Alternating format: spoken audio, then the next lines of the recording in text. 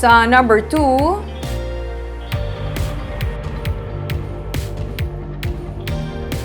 hindi pa tapos ang tanan, sunod sa convener sang Negros for Leni. Ini sa tunga sang puwersa nga ginpakita sang unit team sa Grand Rally nga ginpatigayon kahapon.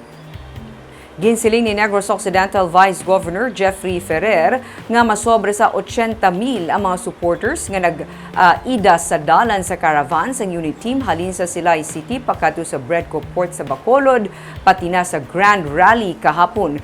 Gani nakasiling siya nga kung basehan ang suporta sa mga negrense nga nag-upod sa unit team rally, masiling nga tapos na ang eleksyon.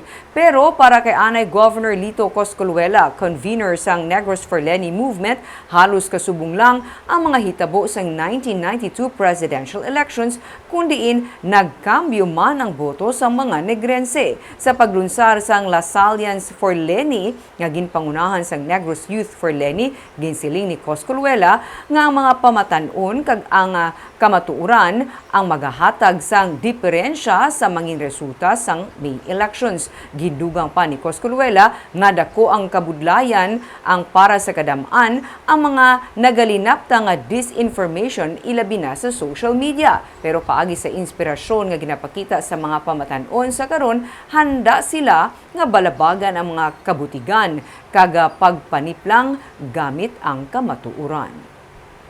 That experience showed us that you may have all the money, you may have all the resources to make hakot all your supporters, but that will not bring you the votes to make you win. It is the youth vote that will make Leni win. But we need to bring the message and the truth to all those who are victims of misinformation. That's our big challenge now, no? We need to make, especially the young voters, the new voters, realize that this is the fight of our lives for the future of our nation.